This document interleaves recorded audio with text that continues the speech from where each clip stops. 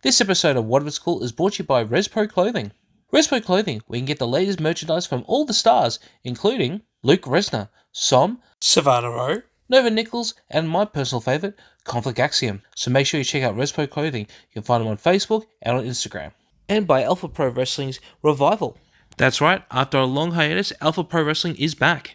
Their first show, Revival, will be happening Sunday, October 8th at the Pipeworks Market. All the action starts at 1 p.m. on Sunday, October 8th. Make sure to check it out.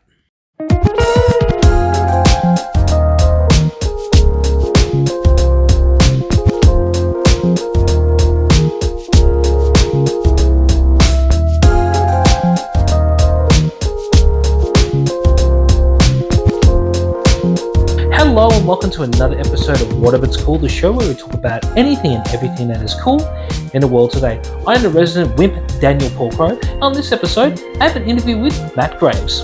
We talk about his early starts in backyard wrestling, some of the challenges he's had being a big guy in wrestling, and just how bright this young man's future is going to be. So sit back, relax, and enjoy step by step with Matt Graves. Thank you for taking time for being on part of the show. Firstly, how are you going, man? Good, man. Good. As good as you can be. Looking forward to more MXW coming up and traveling around the countryside for that. So, well, I firstly got to meet you a couple of weeks ago at APW, and I was really surprised you were here because I know you're working mainly in Mildura. I was thinking that's a long drive. yeah. So I don't live in Mildura anymore. So I used to, sort of probably nearly a year and a half ago. But I moved to Melbourne, April of last year. So I've been here for the last year and a bit.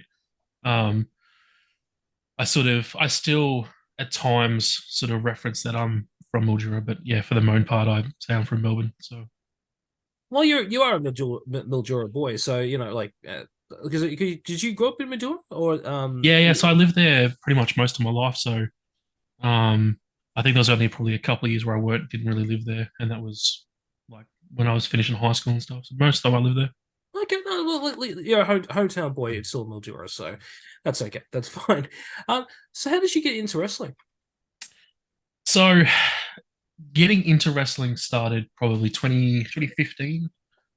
A lot of the Mildura boys, so like JP Bamford and all that, Frankie Grime and Ron Kasker and EVO, we all sort of started a backyard wrestling called Wrestle House. We all sort of started together. We was which is some guys who didn't have any idea how to work, sort of just putting on matches for our friends in the backyard and just seeing what we could sort of dumb we can get up to pretty much. And then as we sort of got closer to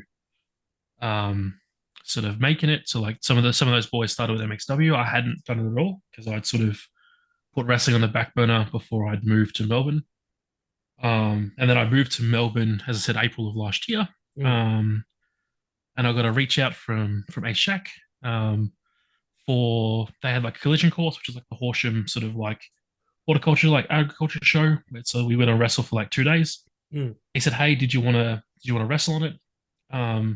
At this point, when I moved from Mildura, I thought, all right, wrestling is done. Like I'm getting older, and I'm probably too big of a guy to try and take up wrestling now. I probably need to be fitter and smaller and all this stuff. That was my interpretation of the business at that point. Yeah. So I was like, all right, I'll do collision course. That'll be my chance to wrestle in front of a decent amount of people, and that'll be my one and done. I've had my touch of being a pro wrestler, and I'm out of here to live a boring life. And I was lucky enough that day to meet Tom Barrett, Xavier Black, and Callan Butcher. Callan Butcher and Tom Barrett pulled me aside after the show and was like, "Hey, we have some advice for you." The advice sort of changed my direction where I was going. So I thought I was like, "Yep, not going to be any bigger than this. Going to be one and done. Going to move on and sort of go back to normal life, so to speak." And the advice they gave me sort of went, maybe I can do this. Maybe I can, if I put the effort in, I sort of do all the trainings and I keep trying to do this stuff and I change some move set and some how I do things that I could probably do this. And it sort of set me up to sort of, like, I remember driving home because it's about 3.5 hours from Horsham to my house. And we're driving home going, can I do this? Is this something I can do? Is this? And I sort of sat there and I got home and I sort of binged a lot of the bigger wrestling guys, like your Samoa Joes and your Bam Bam Bigelows and all them sort of people. And I went through and sort of watched all this stuff. Went, okay, let's see if I can reinvent this move set, see what I can do. And I sort of looked at um, into possibly training, which at that current point in time I was living further out from northern suburbs than I am now. So I was like, Mm. makes it harder. Like APW was like nearly 2 hours away, and nothing really was closer. So I was like, oh, I'll keep doing sort of as much training as I possibly can. And then in November of last year, I moved to Footscray, which is I talk about a lot in the ring. And I sort of like, oh, APW is only an hour away, so I started going out there sort of weekly, and Mm. it was good to sort of get that training in. And it's sort of like without, I can honestly, without Tom Barrett and Callum Butcher, I probably wouldn't be sort of putting the effort in and popping up places where I wouldn't have. They sort of, without their advice, I very much would have been, yep, I wrestled, I had my moment in the sun, and I'm done.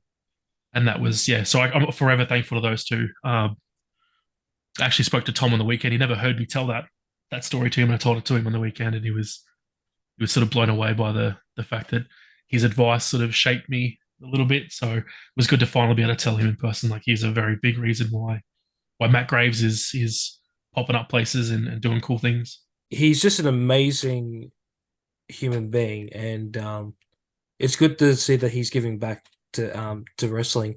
I know it's probably personal, but can you share what exactly he said to you? So and this is stuff that it's not a great deal. I want to keep most of it brief because it's pretty a lot of information. But what I can say is he sort of said, look, the size you are and how you move, if you put the effort into sort of find that groove you have or whatever suits you best, it'll open up opportunities for you because you'll be what Melbourne really hasn't seen that much of.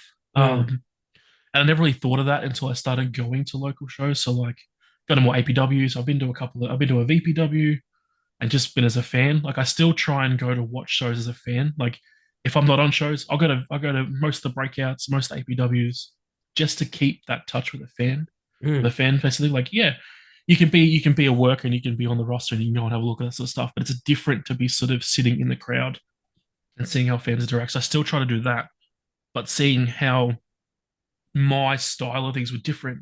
So yeah, maybe I am a part that I could put in here, and there is a place for me, and there's a home for me here, and so far with MXW and that sort of stuff, that has been a place. So it's been pretty good. Yeah, no, that's good to hear. But like coming back to, like with your size and everything, I think you're in a position now to break the stigma what it is to be a big man in wrestling, because like obviously we see a lot of big men out there, but they don't move like you. They don't do this. They don't do that. And from the footage I have seen of you, you're obviously amazing. Like one another person that comes to mind when I think of you, I think of Michael Weaver. And Michael, we've had on the show, and I've told him multiple times off camera that, man, if I ever wanted to be a wrestler, I wanted to be like him, because he's absolutely amazing. When I see you, I see a little bit of Weaver, but I know, look, looking and just hearing this passion tonight, I reckon there's going to be more that you've got to the business, and I think, um, take Tom's advice very well, because I can see a very bright future for you, my friend. Thank you. Yeah, Weaver was one of those names that when I started meeting people were like, "Hey, you look like Weaver. You move like Weaver." So I was very interested to meet him. I met Mm. him at an MXW show. Um, Fantastically nice man. I have all the time in the world for Weaver. He's great. Just And don't sort go, of don't get on the end of those chops, man, because in a seminar, he hit me with a forearm. It made my ears ring for about 10 minutes. Now, was this Because the same seminar that the Cudas were telling me about? yeah, Where, same one, oh, same lineup. Jesus He hit me with a Christ! forearm, and I'd like it sort of made my ear ring. But as I said, he's been paramount. Like I've asked him for advice, and he's been pretty forthcoming. So it's all, especially talking to like one big guy to another. His advice has been absolutely wonderful. It's gave me a lot to think about, and sort of go, oh, okay, I need to do this, or I need to change this thing, or even just tightening some stuff up. Same with like Jason Crusher Cole, same.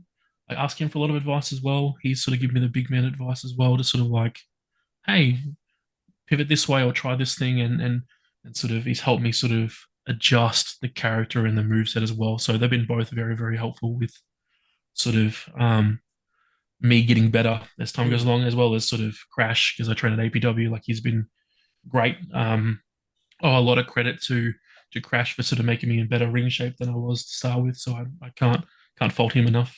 Mm. We'll get the Crash later because I'm going to ask a staple question here about his training stories. But I want to first to talk about your Wrestle House days. And for those who've never checked out Wrestle House, man, just definitely do a Google search, do a Facebook search, look for their videos. There's some really good stuff out there if you love backyard wrestling. How did you actually get into Wrestle House? Was it you knew the people there, or you were one of the people that started it? Talk me through. So, the guy who owns the ring, Alex. I think Bear mentioned him in the one with the Cooters. Mm. He owns it. It's in his backyard. It has been since the start of it. Frankie Graham and I went to school together. We went to school for most of our sort of like around the same age. Went to school most of the way through. He's like, "Oh, I got a mate's got a wrestling ring. You want to come have a look and mess around?" And we sort of got in the ring and we're like just doing dumb shit, like just seeing what cool moves we could do. I think I was like at one point trying to do like a senton off like the second rope and all this other stuff, just doing dumb shit. And we sort of like, Oh yeah. oh, and then we brought it, and then like Ryan Casser came along because we're just like, oh, we got a ring and come along, and then EVO came in, and we're like, oh, maybe we can sort of film some matches and stuff, and or have like wrestle in front of like a party for a birthday and sort of go from there. So it sort of just started as us like, oh, let's see if we can put something together and go from there. And it sort of turned into its own brand of us like putting up Facebook events and people turning up, and we sort of putting all this effort into sort of run a show. Like they built an arena that looks like a full fledged, like it's got barricades and the full deal. Like they put this whole effort into someone's backyard. Mm. Um, and then sort of we from what they've told, I wasn't part of that. They sort of met Ace from MXW, and they sort of said, look, we're gonna start working with you, and then the rest is sort of history from there. Well, some of the best stuff from Wrestle House that I loved is the Wrestle House versus MXW shows, and I don't I don't know. It's just because like I'm a big fan of the WWF invasion angle, but whenever you got two companies just feuding like that, it's so fucking good. I don't know. I wish we had more companies that do like had interpromotion stuff like that because it fucking rocks, you know. Yeah, so I wasn't there for much of it, but I did see a lot of it because even though I wasn't on the product that often, I still Mm. watched it all and I still sort of interacted with it all. It was fun to watch that from a fan perspective too, especially because it was just us trying new things. Like it was just Wrestle House and MXW trying new things. Some of the MXW guys had never been in a ring before, and we were proficient in it, and we sort of been in a ring our entire time. Like I've never I've never not wrestled in a ring in my wrestling career, which is weird to say from a backyard start sort of thing. Like most people start on mattresses or just on the ground in their backyard. So I've always had a ring wrestling, which is not normal for most people. Mm. Yeah, well, like I think is it Bamford or yeah, I think it was Bamford was telling me that it was just in the backyard and it was like boxes and stuff he was uh, around with, and yeah, you're one of the very very few people who I met who are yard. Oh God, I hope I'm okay with saying this because I feel dirty every time I say it, but being a yarder, um, they actually just always had their matches in a ring. Yeah, it was that's something that I sort of um always take stock in. I'm like, oh, I never like I wrestled AOW the weekend just gone in Mildura. It was the first time not wrestling in a ring, completely new, something completely foreign to me. I'd never done it before because I'd always wrestled in the ring. So it was a fun little like new thing I got to do. Yeah, I saw some of the highlights on the AOW Instagram feed. Man, that looked like a lot of fun. I could just see everyone just enjoying themselves there, and I really wish I could have gone there, but Mildura's too far for me to go. Yeah, look, Mildura is the drive. Like for someone who used to live in Mildura and has to drive back way too frequently for my liking, it is a fair long drive. It's 6.5 hours on a good day. It's a hell of a long time. You spend probably most of your day in a car. And you can fly in and fly out, but the flights are pretty either super expensive or they're pretty sort of all over the place. So Mm. there is other options, but the town itself is good. If you're a tourist, it's great. You've got plenty of things to do, and the sightseeing is great. But as a sort of someone. It's not so good if you live there because those tourist attractions wear off their appeal if you live there.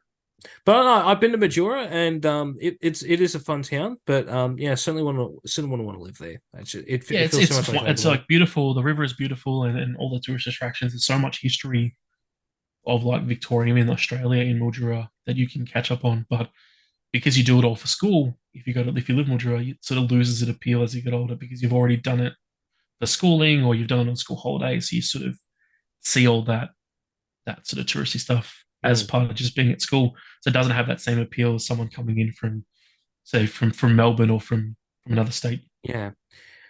Well, tell me about your first training session. So you've done the backyarding stuff. Did you get trained with anyone there, or was it just we're just gonna see what we watched on TV? A lot of it was sort of us YouTube videos and looking at stuff and doing it that way. My first training session was um, in Hitman George Julio's ring Hmm. with so Tom Barrett and Kid Valley and all this stuff. We sort of just put a training session together. Sort of Robbie Parker as well. We just sort of trained together, and that was the first time I sort of learnt to do all the roles properly and all that sort of stuff. And it was a lot of fun. Like they get you drill it in so much, and I guess there's people who don't like the roles, but I don't mind doing them. The rolls and the bumps are pretty fine. It was good to sort of meet sort of an icon of wrestling with George and learn from him too, like just giving him some advice and sort of drilling down. I remember we did the weekend that I did that. So the Friday night we went to George's, and then the Saturday I drove to APW. We did APW with Crash. It was like all the MXW guys, Mm, and that was fun too. Like meeting Crash for the first time and going through all that sort of training with him was always great. And then we sort of did more and more on that on show days, and then the eventuality of me going out there sort of every week and doing some training out there as well. mm. What's George like? What's your best George Julio story?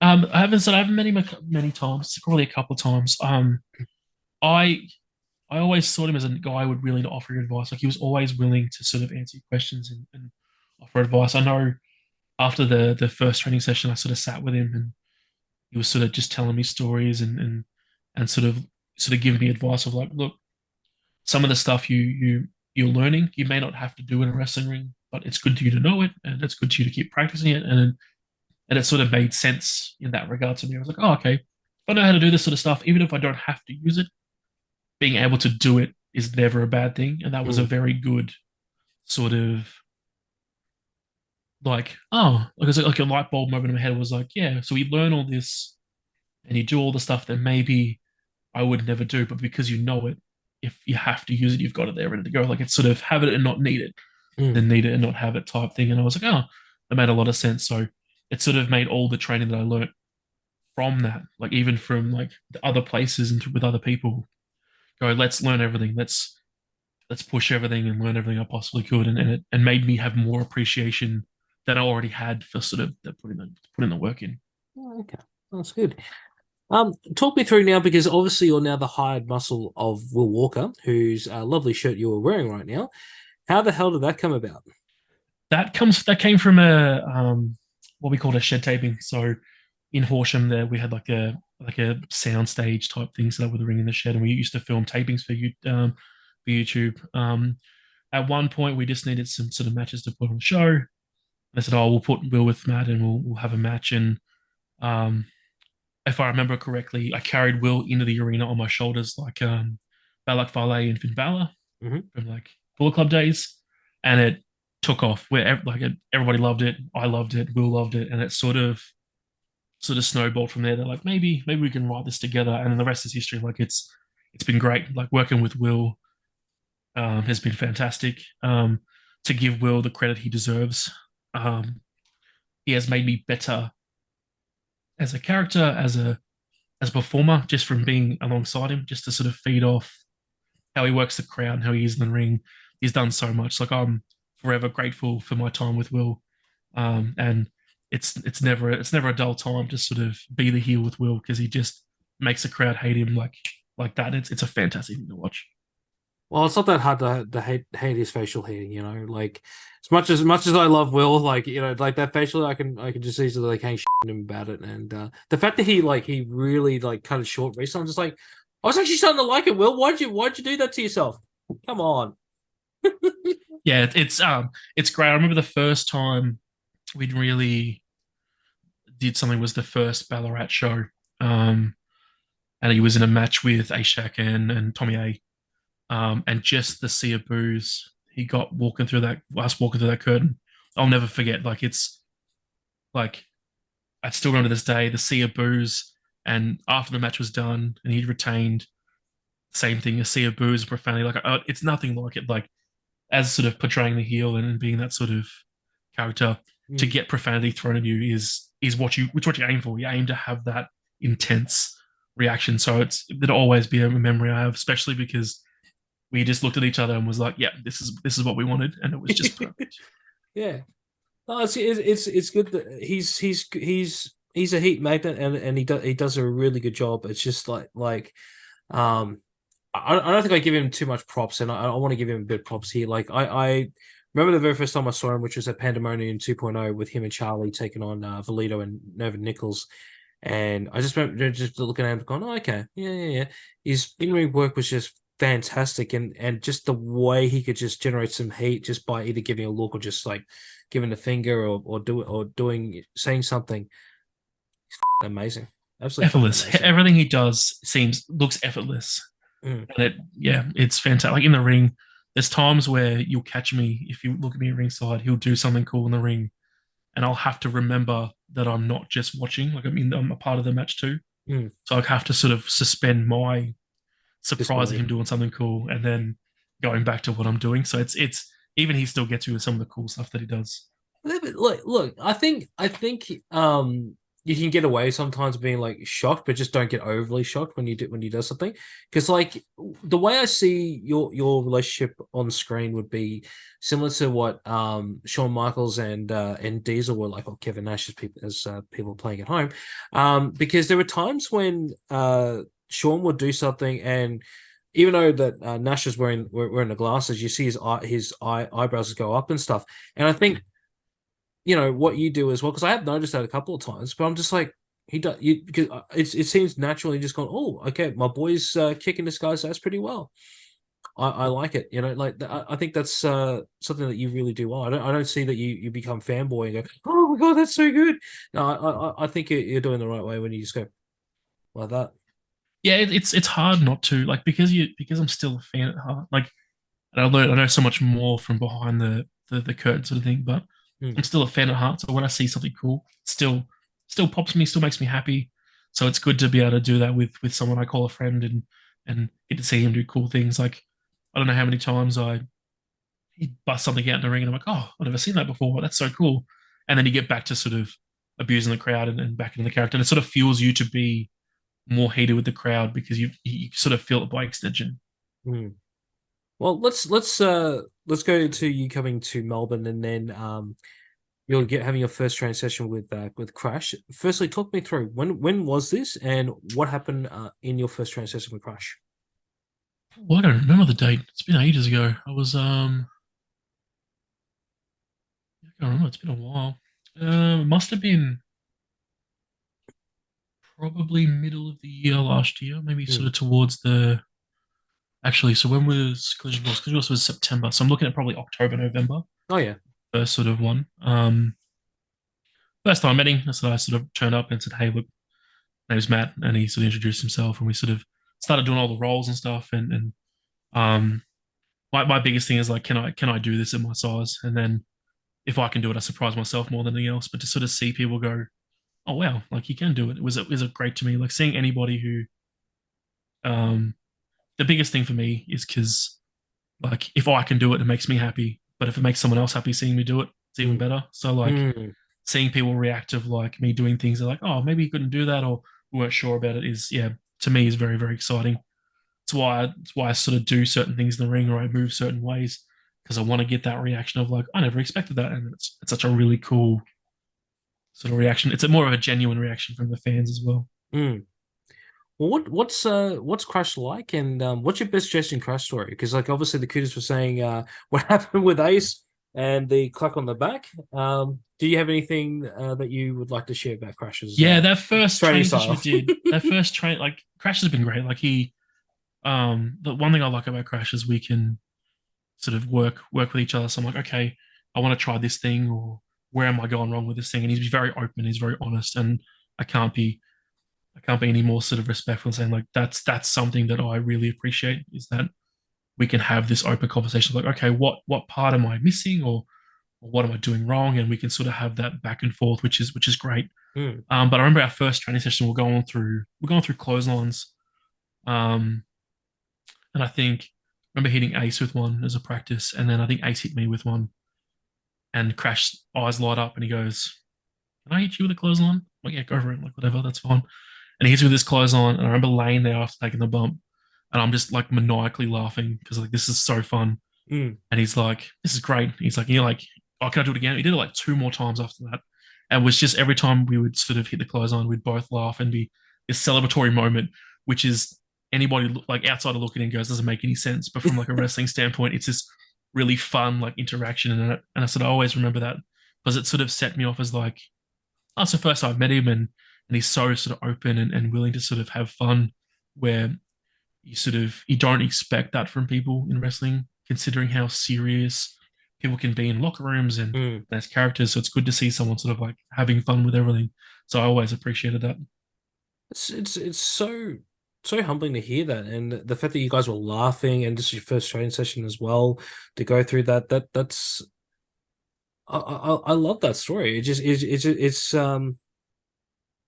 I just I just feel so happy hearing that because like I don't whenever I hear training stories it's always like oh something bad happened or oh this happened and we moved on. This just sounds like fun. Yeah. So like biggest thing for me, like there is serious elements to it. You're trying to learn things and get things down pat, but I think there always should be an element of fun to everything, especially like wrestling should be fun for them. Like they're serious for the most part, but there's also should be fun too. Like if it stops being fun and just serious, it comes down to is it worth it anymore? So Hmm. why everything's still fun to me, wrestling's still fun, training is still fun.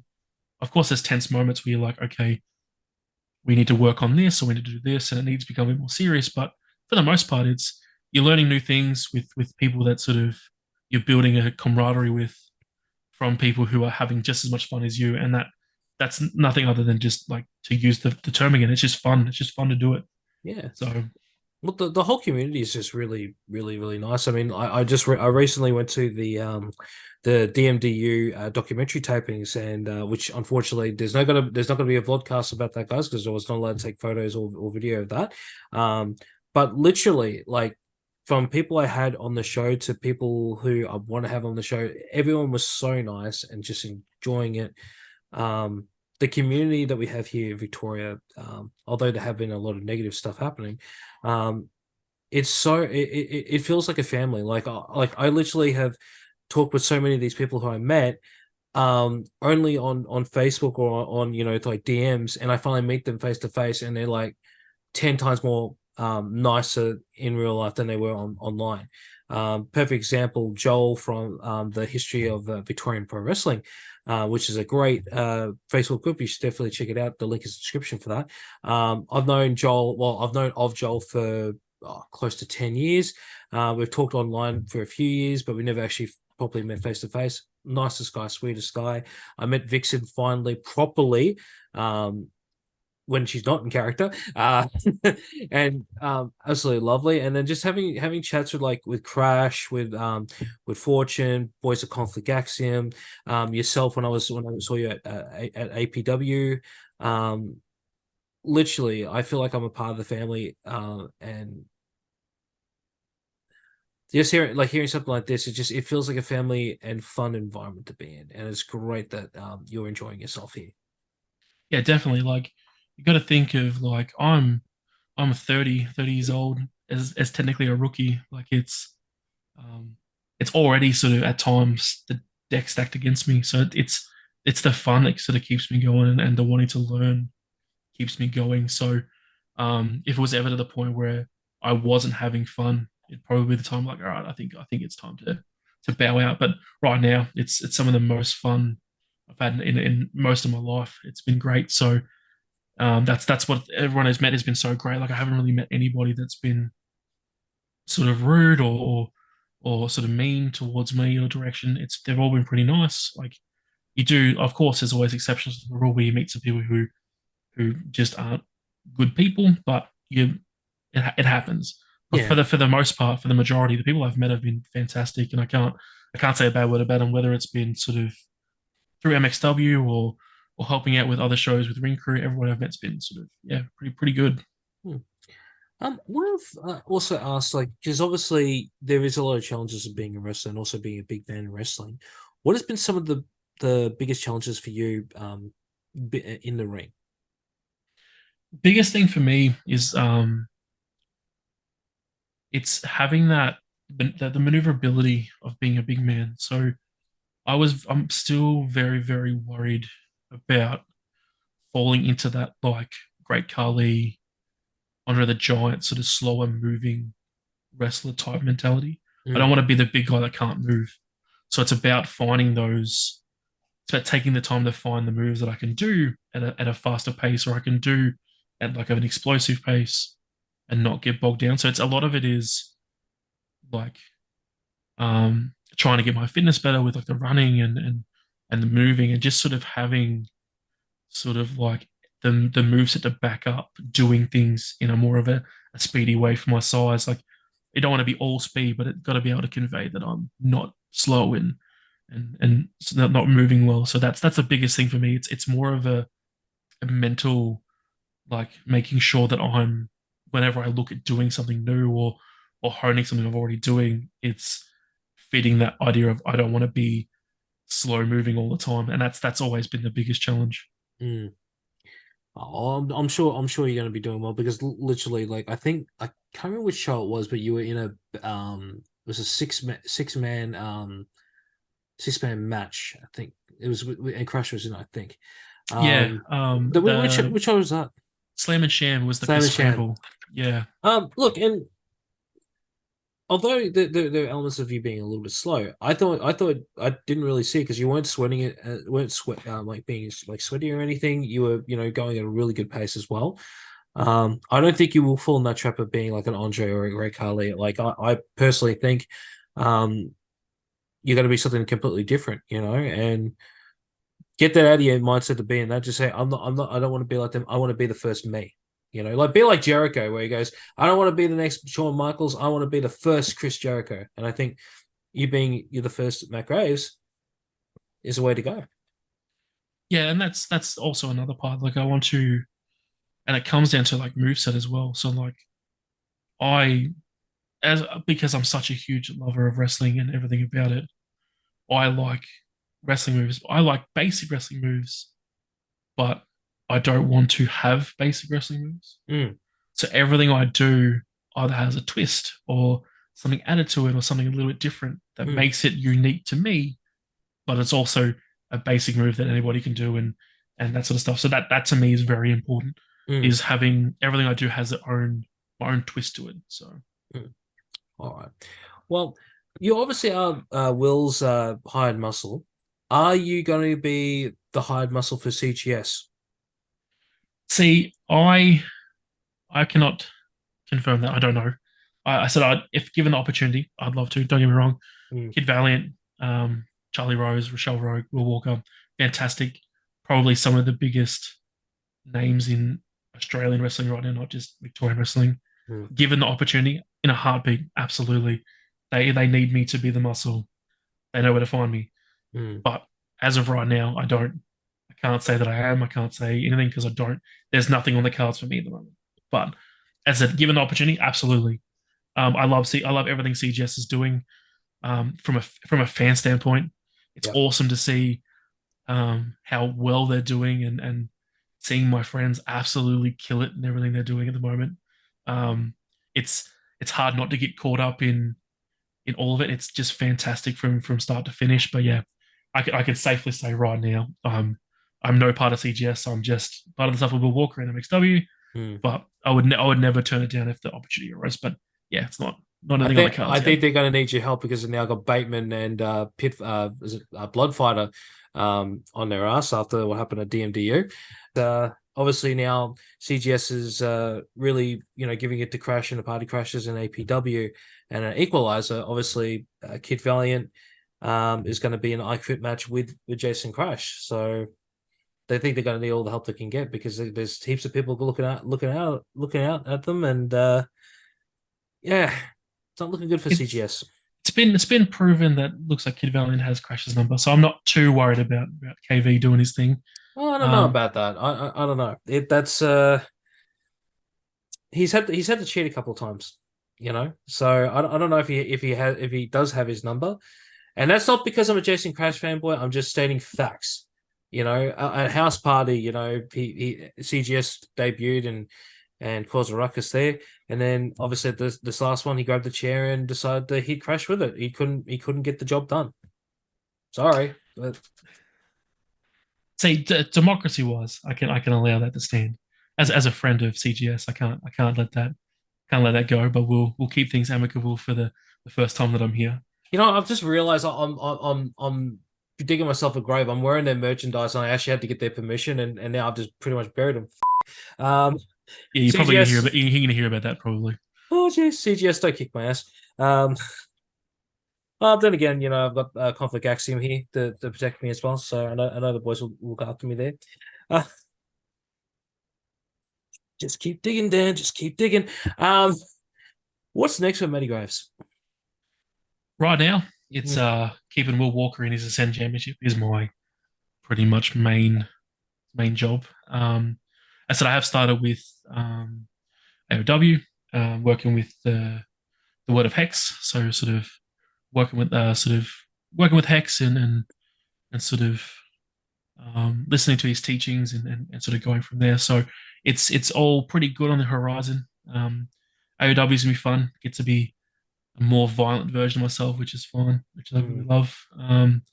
But the from the MXW standpoint and sort of that is making sure that no matter who is in the match with Will, he keeps his Ascend Championship for as long as possible, which is by the looks of things it's going to be probably forever, because no one's really come close. So Mm.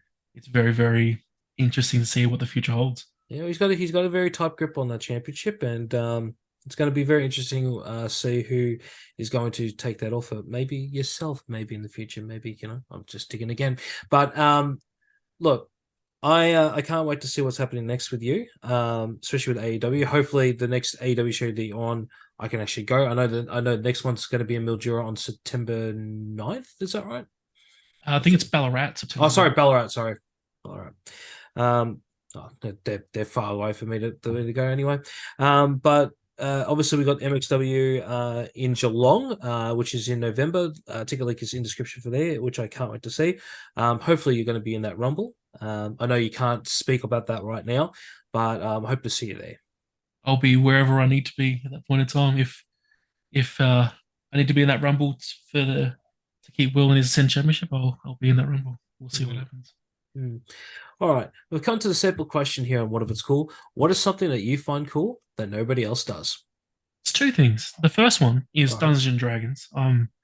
Every week I play Dungeons and Dragons. I think even with the release of the movie this year just gone, I think people don't put enough sort of stock in how great Dungeons and Dragons from even a standpoint of just if you're wrestling and you're learning from just character building itself, becoming a character, it's fantastic. So I can't.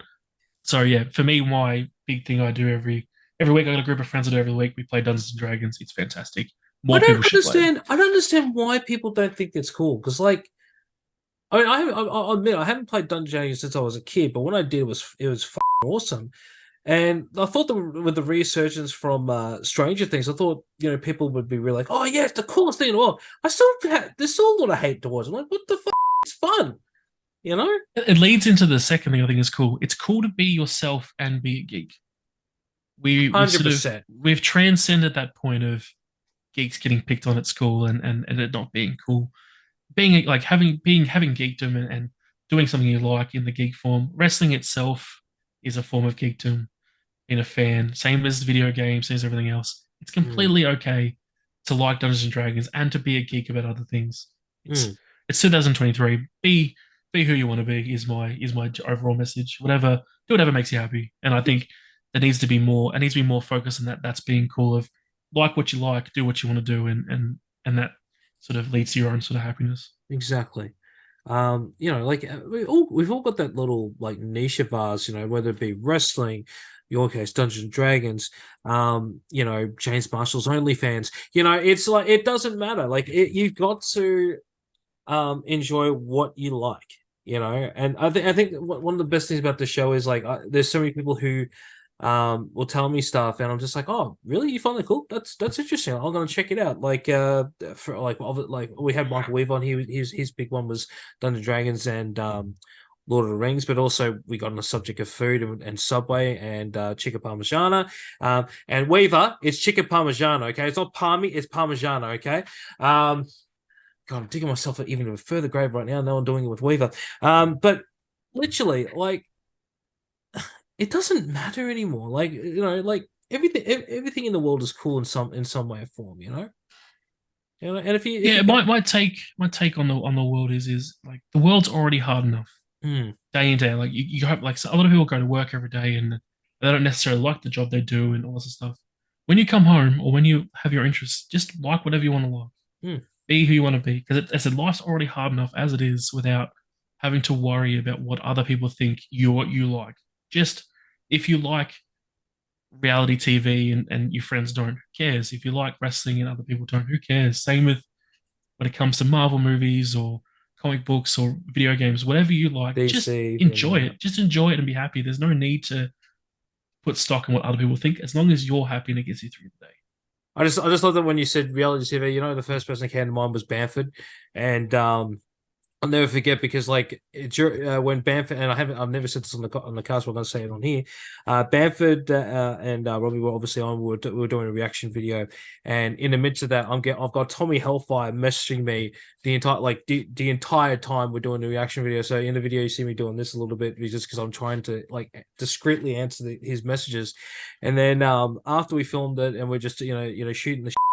He goes, "What are you doing?" Like it was like you were a little bit off. I'm like, "Oh, I just had Tommy Hellfire." And he goes, "Oh, really? You mean Anthony from Math?" I'm like, "Yeah." He goes, "Oh man, I love it. I really love it. Can you ask him this? Can you ask him that?" I'm like, "You like Math?" He goes, "Yeah." Like, why didn't you say that on the episode? Because like I think that's really interesting that somebody like yourself likes Math. He goes, "Yeah, Math musicals are fine." Um, Oh, that was just it was really random. Like I ended up liking Math after doing that because I had to check it out obviously, but it was just like really random. And Yeah, and that's it. Like, there's gonna be so many people who have random interests, and it's okay to have them interests. Like, if you're the one person who likes this one thing and your type of friends doesn't mean you don't have to like it. Just keep doing what you're doing. yeah, exactly. All right. Well, Matt, where can we find you on all your socials? It is only on Instagram at this point. Mm-hmm. It is from memory because I don't know it because I don't look at it that often. It's Graves underscore PW on Instagram. Beautiful. I do have very limited merch as well. It's the Matt Graves shirt that I've been wearing on shows the last couple. Please do, if you want one, you can DM me. I will organize that or come see me at a show and I can happily sell them to you. The more shirts people buy, the more likely I'm going to get more designs. So please do come and bother me for shirts. Could have given me one when I saw you the other week, Matt, because I could have been wearing that instead of a CGS shirt. Um, but yeah, no, definitely buy his merch. Follow him on his socials because this young man is going to go far. Um, like I said, man, I see a lot of potential in you, and I know you're going to go far. Yeah, thank you. I said everything is just taking it one step at a time. I'm still forever the student of the game to sort of borrow it from sort of Triple H. You need to. I think the key to most people wrestling is you just got to keep wanting to learn, and the more you learn, the better you'll be. So, um, I know whoever I talk to or I meet, I sort of try and get a little bit of either feedback or just see how their wrestling brain works because there's plenty of people who know more than I do, and it's very important you circle that up. Keep on learning, my friend, and I can't wait to have you on again in the future and see how far your career has progressed, because I know you're going to go far.